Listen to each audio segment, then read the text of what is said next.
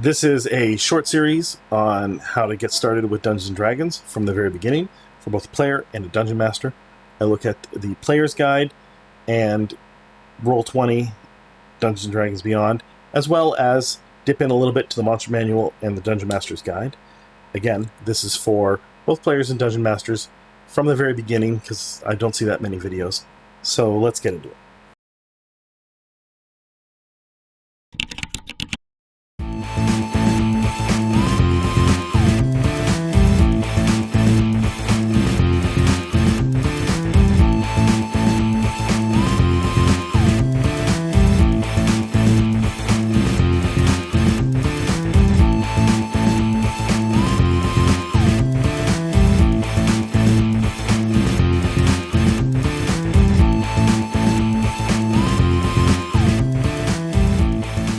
This is a video series I'm going to do on how to get started with Dungeons & Dragons. There's not many videos out there about starting as a player and even starting as a DM.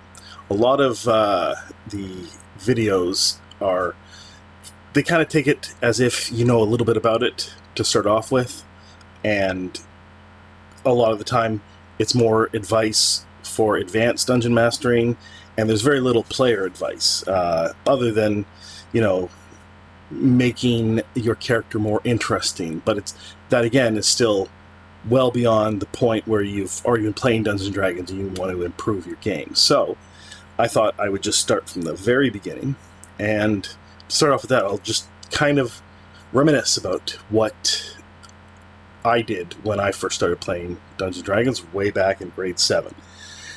The four of us, actually I guess 5 of us at the time, basically had a limited understanding of what Dungeons & Dragons was, but being young kids, we knew what play was, and imagination, and mixing the two. So, based on, I guess, the fighting fantasy books, and maybe one Dungeons & Dragons book that we had available, we kind of reverse engineered the whole thing.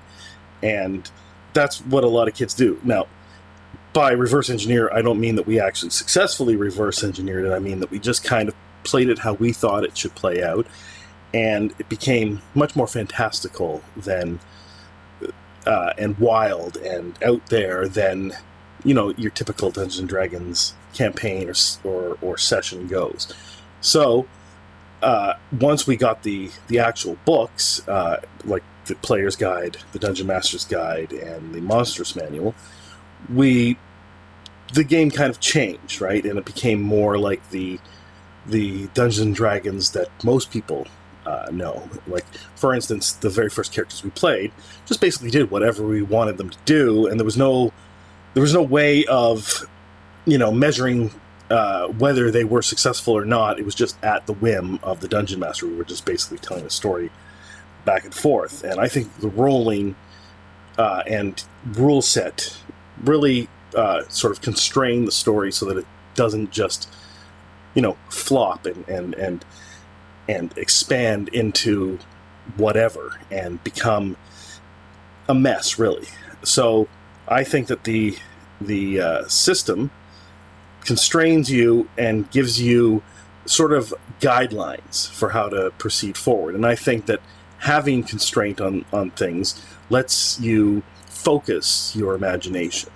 So in the case of Dungeons & Dragons, the rule set kind of gives you a framework to work within, and when you don't have that framework, you're basically flopping around. So once we got the books, then we started, you know, creating characters from the Player's Guide. One of our friends started running sessions, basically what you would call campaigns, except for us, we created a brand new character pretty much every time we played, and we created the character at whatever level we felt like playing that day. And we got equipment based on, you know, whatever kind of equipment that kind of level of character should have. Sometimes he gave us you know, we started with magic items, like let's say we were level 10, and then we would get to choose a certain number of magic items. Sometimes we started at level 10, 15, 20, and just started with the starting gear. It was really just up to us, but again, we used the framework of the first edition and then second edition Dungeons and Dragons. So, if you're just starting out, what I'm saying is you don't actually have to know anything about Dungeons and Dragons, because the people that you're going to play with, if they want you to play with them, are going to help guide you through it and basically work you through in baby steps. Now, the first baby step is rolling dice, and you may have seen that there's, you know, a 20-sided dice, 8-sided dice, 12-sided dice, 6-sided dice, 4-sided dice, and this may seem confusing because there's a lot of different types of dice, and you imagine that you have to memorize what each dice is used for, but really the system itself is intuitive, and when you're first starting out, if you're playing with someone who has already been playing, they'll be able to guide you through that. And if all of you, you and your friends, are all starting out from the very beginning, the dice don't matter so much. And there's one person who may have to take it upon themselves to understand the rules a little bit more fully than everyone else. And you would basically just make a character, and then one person would decide to be a dungeon master and guide you through the story. Generally speaking, though, when you start with a group, there's always one person who's already played.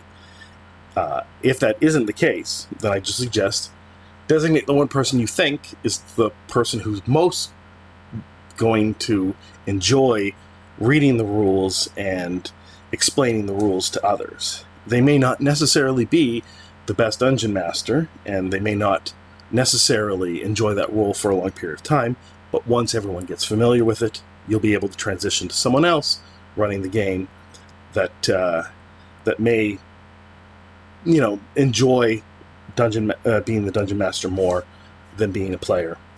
And at that point, you and your friends will be more familiar with the rules, and so will that new person who's now becoming the dungeon master. Plus, it gives the original person the chance to actually play the game as a player and not have to be in control of the whole situation. What I'm going to basically start with is how I made characters from the very beginning, before even really I knew what I was doing. So once we transitioned into actually using the books as designed, we started with the Players Handbook. Now, I have the Players Handbook with me here, and I'm going to be going through it and just sort of giving you a guide as to how I approached the Player's Guide before I read it cover to cover. And that's the thing. You don't have to read the Player's Guide cover to cover. You can if you want. But when you're first starting out, there's a few ways to get into it. You're basically either going to make a character yourself, or a dungeon master will have a pre-generated character that they'll make for you. And you can discuss that with the person that's running the game. And if you feel comfortable making your own character, or you're excited especially about making your own character, then you definitely should do that. And if you maybe want to just get your feet wet and you're not really sure whether you're going to keep playing, then just let the dungeon master know that they can give you a pre-generated character and you can go through on that. So let's start from the beginning of creating a character and starting with the Player's Guide. So the first thing you want to do is decide what kind of character that you want to be. And you can decide this based on your own assumptions of what Dungeons and Dragons is. You may have come across that, basically people play thieves, so you'd want to play a rogue. And you may have come across that there are elves in the game, so you may want to play an elf rogue. You may have played video games and be aware of support classes that heal the other characters when they're doing a raid in a video game, so you may want to be a cleric. And you also may be familiar with dwarves because you watch the Lord of the Rings movies and you like Gimli, so you'd want to be a dwarf cleric. There's other ways of going about it. You can take your favorite characters from a movie or TV show or whatever.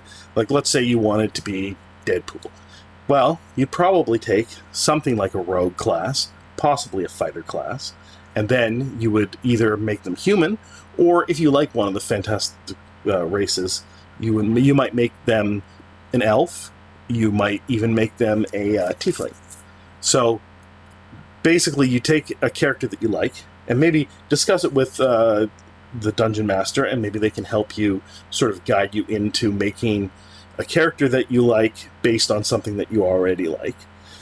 And if you don't necessarily have that in mind already, then just sort of take a look in the player's guide. So let's just take a look at how the player's guide works, and I'm just going to be flipping through the pages here, because you don't actually need to go through every single part of the player's guide. You just need to go through the parts that are significant to you. So here we are on the elf race. So let's say you wanted to make an elf character. Really, all then you need to know is these pages that pertain to elves. Now, you don't actually need even all of those pages. You basically just need to know, the headlines here: slender and graceful, timeless perspective. But you don't necessarily even need to read that. I mean, you can, and it's not that hard. I'm just saying that there's a lot of things you can skip over. What you need for making the character is this stuff, the elf traits, and it just basically tells you what ability score increases you have, and the ages, the alignment you generally are, and then different abilities that the race specifically has that maybe other races don't. And these things you would record on your character sheet. So you would take the elf traits and record them on your character sheet. You would look at the elf names, or ignore it and make your own name, or you can make your names based on what this section tells you. And then that's basically the elf, and then you'll want to go into the subclasses or sub-races of elves. So there's high elf, and there's dark elf in the player's guide.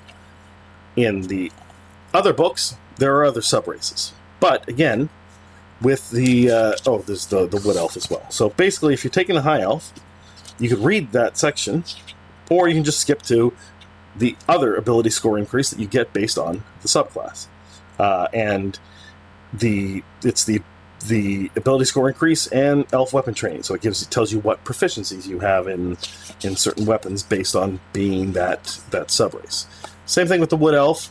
They give you an ability score increase and the elf weapons training, but then they also have Fleet of Foot and Masks of the Wild, which are just other abilities that wood elves have that other races don't. Right, so these other abilities, you notice that the high elf only had 2 things that you had to add to your character sheet. In this case, of the wood elf, you have 4, because they drop certain things to gain other things, and every race basically kind of balances out based on the abilities. And then you have the dark elf here, and they have a much larger list of things, and they have the addition of drow magic and sunlight sensitivity. So that's a way of balancing the race as well, is that they have sunlight sensitivity, which gives them a negative, basically.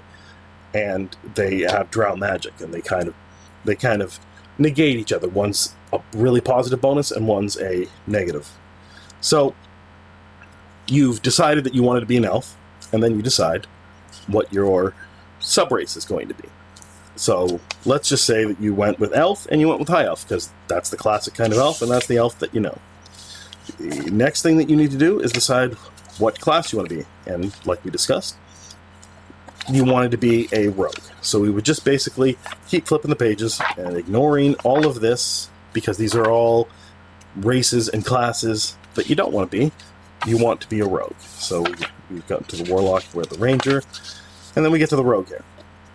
So this part, again, like the elf race, explains what the rogues are and what they do. You don't necessarily need to read this, but since it's your class, you might want to be familiar with how people envision the rogue, so that if you don't know necessarily what your character is going to be like, this can sort of engage your imagination and make you picture the character in your mind. So, on this page right here, this little chart, it tells you basically things that you get at each level. And if you're going to start at first level, which if you're playing the game for the very first time, that is recommended. Some people start at third level because this edition of Dungeons & Dragons kind of gives you a train wheels course from level 1 to 3 that you basically learn your character as you go along, and once you hit level 3, you're kind of at the point that other characters started at in previous editions of Dungeons & Dragons. So level 3 is kind of like level 1 from the previous editions, and the first 2 levels are just kind of a way of learning the game along the way. So, and learning your character. And you can do that as a starting player or someone who has played the game many times before, because you may not have played every single class. But it's your first game, so you're starting at level 1, and this tells you that at the first level, you get a proficiency bonus of +2, a sneak attack of 1d6, and then you get these features. And what are these features? They're explained on the next pages. So you basically go to this area, and you look at the class features. It tells you what your hit dice are. That's how many. That's the type of die that you're going to roll to generate your hit points.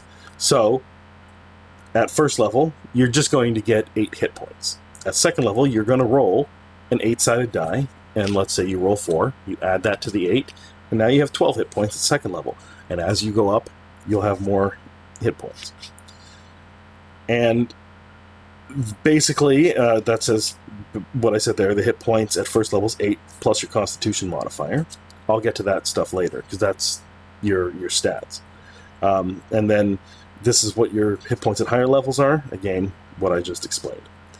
This is the proficiencies that you get based on your class, the type of armor you can wear, the weapons that you are proficient in, the tools that you use. In this case, being thieves' tools. And then this is your preferred saving throws, as in you get a bonus for making these types of saving throws. And the saving throw is basically, in the case of dexterity, some acid splashes at you, and you have to dodge out of the way. So you roll a dexterity saving throw, and because you're an expert in that compared to other characters, it's just more likely to happen because you have a bonus to it. Then these are skills that you can choose from. You get to choose 2 skills, and then you add your proficiency bonus to that. And then we'll go back to this chart. Your proficiency bonus is +2. So in this case, you get +2 on dexterity saving throws, +2 on intelligence saving throws, and +2 on whatever 2 skills that you decide to choose. And as I said, your race could have also given you a skill. So at this point, you might have 2 skills, 3 skills, 4 skills. This section here basically explains all of these features. So you can refer to this chart just to see if there's any extra things you need to add when you level up. And then this section will explain what those features do. And most of this you won't need until you've leveled up. And the vast majority of it at first level you won't need at all. You may skip ahead so that you can decide how you're going to build your character later. But if you have one of those features, then you just record it on your character sheet like you've recorded everything so far. So then we skip over all of the other classes. And you go to personality and background. So you basically what you want to do is you want to decide what your character was like before they became an adventurer, which is how we refer to the character that you're playing. Each person is playing a player character, and those people are somewhat exceptional, heroic, whatever. They're the kind of people that would get involved in various things that have been happening. They're the people that would go rescue someone. They are the people that would go explore places. There are people that would go and get an item that somebody wants and bring it back to them. or they're the people that would guard a caravan, that kind of thing. And so at some point, your character decided to do that. So why did they do that? That's a question that you'll want to know. But what were they before they decided to become an adventurer?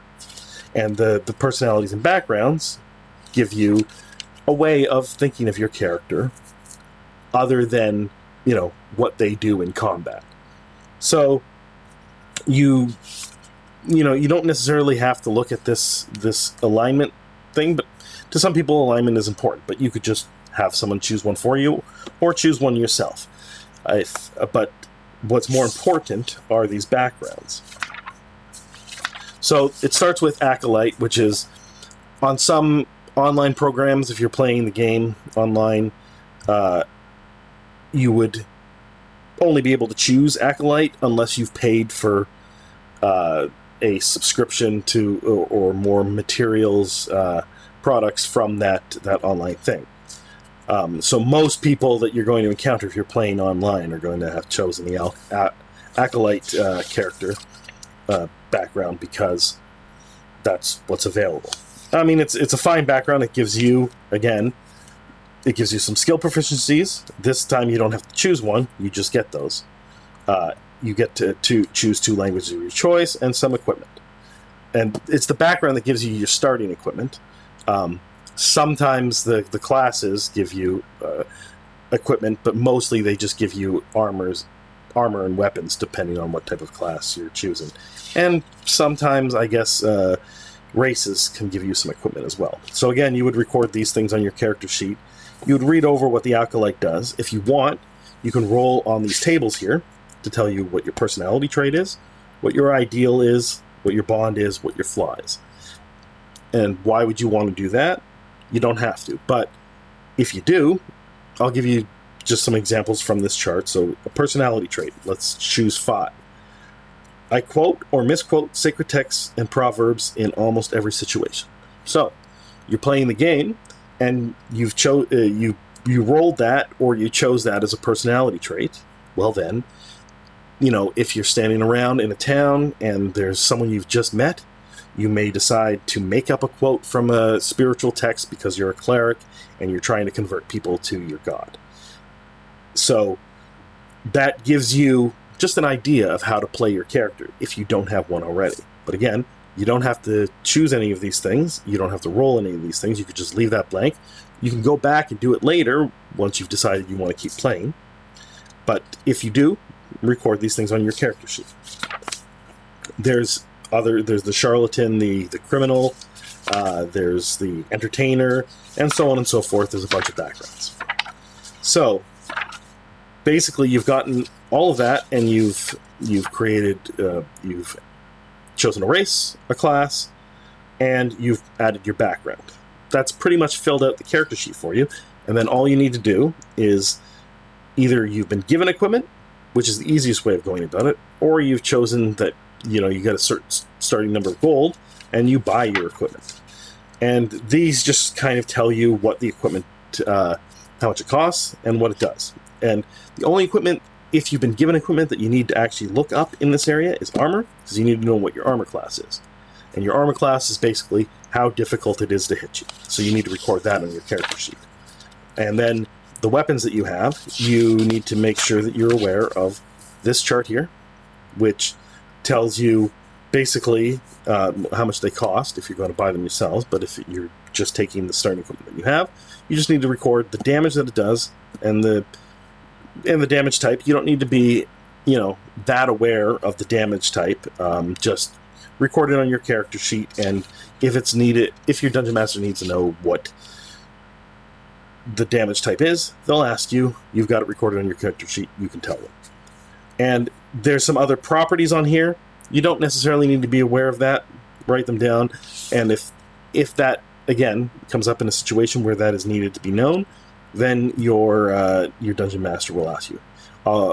And so now we'll just jump back to the statistics, or the stats, as we call them, which is how you sort of start out making a character. I started with the race, the class, and the background, just to give you an idea of the types of characters that you can make and not bog you down in the rolling of dice. But the rolling of dice is fun, and especially at the beginning when you create your character. So the most common method of choosing your stats, which is strength, dexterity, constitution, intelligence, wisdom, and charisma, is to roll 4 6-sided dice and take the 3 best results and do that 6 times. So let's say you get a 9, 2 11s, a 15, a 16, and a 14. Then you would decide where you're going to put them. Now, if you're a combat class, like a fighter, then you would want to put them in strength and constitution, your highest scores, and you might not necessarily care about your charisma or your intelligence or your wisdom, and you might put lower stats there. Now, if you're a rogue, you want a high dexterity, because a lot of your skills are based on dexterity checks, and also you wear lighter armor and can add your dexterity bonus to your armor class. If you're a wizard, then you'll want to put it into intelligence. If you're a cleric, you'll want to put it into your high scores into wisdom. If you're a paladin or warlock, you'll want to put your high scores into charisma. So if you're a combat class, just think that strength, dexterity, constitution are the 3 most important things to a combat class. If you're a spellcasting class, intelligence, wisdom, and charisma are the most important things to those classes. And if you are going to be a rogue, then the most important is dexterity. If you're going to be a fighter, the most important is strength. If you're going to be a wizard, the most important is intelligence. If you're going to be a cleric, then the most important is wisdom. And if you're going to be a warlock, the most important is charisma. Constitution is pretty much important to every class because it gives you hit point bonuses. Let's just go over this part again. You look through the player's guide and you decide to yourself that you want to be an elf, and you want that elf to be a rogue.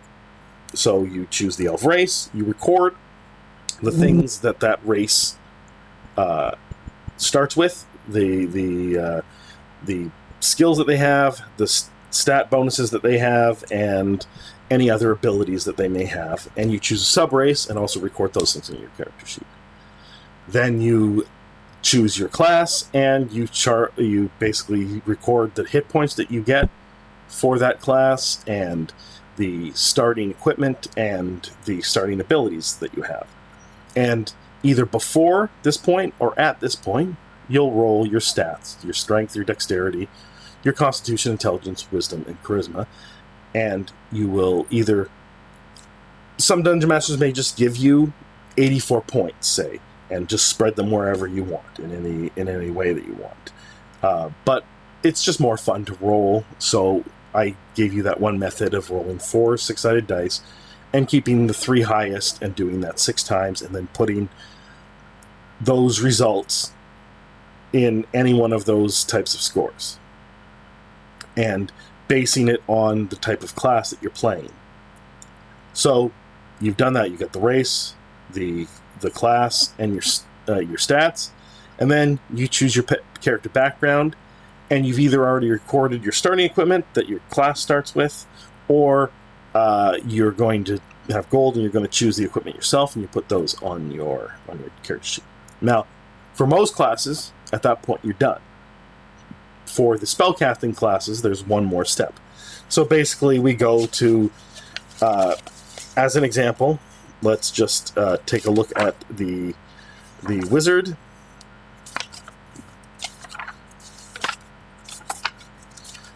Or let's look at the sorcerer here. So basically, this explains what a sorcerer is. And again, like the rogue I showed you, this is their chart. And you'll notice their chart is much bigger because they have spells. And as they go up in level, they have more and more spells. They start with a certain number of cantrips, Cantrips are what are called at-will spells, meaning you can cast those any number of times in a combat round. And basically, you know, if you have one action, you can cast one cantrip, and then the next action in the next round, you can cast that same cantrip again. Other spells, however, require slots, meaning that once you've cast that spell, unless you have that spell in another slot, then you can't cast it again until you've taken a long rest, which is typically 8 hours. So you basically, again, record all this on your character sheet, your proficiency bonus and your features, but you also record how many cantrips you have, how many spells you know, and what level those spells are at. And then you go to the back of the book where the spells are. And this kind of explains spellcasting to you if you want to know it. But really, all you have to do is write down the spells that you want to have, and you have to write down what those spells do, because it's generally the player's responsibility to know what their spells do. However, if you're just starting, your Dungeon Master will probably allow that you just know what spells you have, and the Dungeon Master will let you know what that spell does. But it's just better if you know what your spells do. So I would suggest you choose spells and you understand what they do so that you can explain it to other people. So this basically tells you how spellcasting works. You don't necessarily need to know this. Your Dungeon Master will let you know about how spells work. So you skip forward to spells, right? And they have them. The spellcasting classes have different access to different spells. So the Bard has their list of spells that they can choose from. The Cleric has their list of spells. Same with the Druid, the Paladin, the Ranger, and here we are at the Sorcerer. So remember, you had 4 cantrips. So you choose 4 of these spells, and those things can be cast once per round, and you don't have to re-memorize them or rest to get access to them. These ones are just always available to be used. Your first level spell, which you got 2 of them at the beginning of the game, you choose 2 of those, and those you can do basically once per long rest. So basically once a day. You're adventuring around for 12 hours, and you cast Burning Hands, and then later on you cast Mage Armor. Now you can't cast those spells again until you sleep for the night for 8 hours. And that's basically all you need to know, is that you have the 4 spells up here, the 2 spells down here, and then back here is where you would find the spells and their description. So let's, for instance, take Acid Splash. And on this page here should be Acid Splash, the very first spell that has a description. So that gives you the title. It tells you what type of school of magic it is. You don't really need to know that if you're starting off. Your Dungeon Master may need to ask, so record it, but it's not really that important. The casting time is 1 action. Basically, that means that it happens instantaneously. Just like it says, the duration is instantaneous. So if it was 2 actions, then it would take 2 rounds, basically, to cast a spell. I don't know how many of those spells there are, but the range is 60 feet, and then these are the components, V and S. You can ignore that unless your DM says you have to be aware of what the spell components are. V means verbal, S means somatic, and then, of course, M, in the case of alarm down here, means material. And those are the 3 types of components. So basically, when you're casting spell, think you're saying magical words, and then that's the verbal component. And the somatic component, you're moving your hands about. And then the material component is you're taking a bit of bat guano and you're doing something with it. You're either crushing it up or spreading it somewhere. And this is a magical ritual, and then the magic is unleashed because you did the ritual correctly. But you don't necessarily need to know any of that. What you do need to know is what the spell does. Now, your Dungeon Master could say, I'll keep track of what your spells do, don't worry about it, because it's your first time. But I mean, it's only 6 spells that you really need to know. And you're not going to you're going to use all of them probably in the first 4 hours that you play, but really you may just use 3. 1 cantrip constantly and your 2 spells, and then you won't be able to use those 2 spells again. So in this case, Acid Splash, the description says you hurl a bubble of acid, and then it does a certain amount of damage, and there's a saving throw, dexterity saving throw in this case, which I mentioned before. If someone throws acid at you, you roll dexterity to see if you avoid it. So in this case, they do a saving throw, or they take 1d6 acid damage. So they either succeed in their saving throw, or they take acid damage from it. And that's what that spell does. And each of these spells has the same kind of thing, and you just record that on your character sheet. Again, you could have already discussed all of this with your dungeon master, and they may have made a pre-generated character, and all of this stuff that I said record on your character sheet will already be recorded on your character sheet. So when you first start playing, the dungeon master is going to ask you what you do, and you're going to have these things on your character sheet, which are options for what you can do. But maybe a lot of dungeon masters won't necessarily prompt you to let you know what you can do. Usually what's best is, for someone who's just started out, I'll give you an example. You're in the middle of combat, and your dungeon master has said that goblins are attacking you and your party, the other members in your group, and there's a goblin in front of you. What do you do? Well, you look at your character sheet, and there's a lot of stuff on there, and you have no idea. So, in that case, a good dungeon master would say, do you want to attack them with a weapon? Do you want to attack them with a spell? Do you want to run away from them? Do you want to say something to the rest of your party? And then you'll say something like, oh, I do. I want to attack them with a dagger. Because you see a dagger on your character sheet. So you could be a wizard and attack them with a dagger, or you could be a fighter and attack them with a dagger. And the results will be different because a fighter is better at attacking with weapons, whereas a wizard is better at attacking with spells. So when you've made a choice, then you'll look at the character sheet and see what that choice basically results in. In this case of a dagger, you have to roll an attack roll, and you have to beat their armor class. And if you don't, then you haven't hit them and you don't do damage. If you do, you have hit them and you do damage, and your dungeon master will tell you what that is. For spells, they'll either automatically hit, or they'll be avoided by a saving throw, or you actually have to make an attack roll.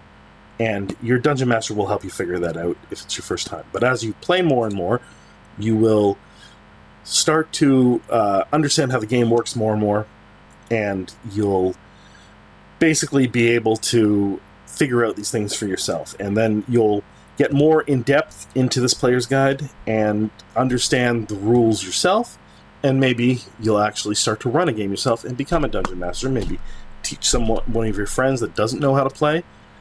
But basically, that's how you get started. So to sum up, you either roll your statistics beforehand, or you choose a race and a class, and then roll your statistics and then add them to your character sheet. Then choose a character background, and either take the starting equipment that your race and class has given you, or use gold and purchase those things. And if you're a spellcasting class, like a wizard, a cleric, a warlock, a bard, or something else, then you would choose your spells and you would add them to your character sheet. And that's how you would make a character.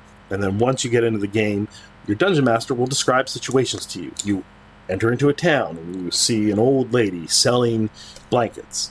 So then you have decided, I want to talk to this old lady. And she says, oh, I need some money. Would you be able to buy one of these blankets? And then you decide either, yes, I'm going to buy one of these blankets, and she tells you how much it is, and then you give it to her.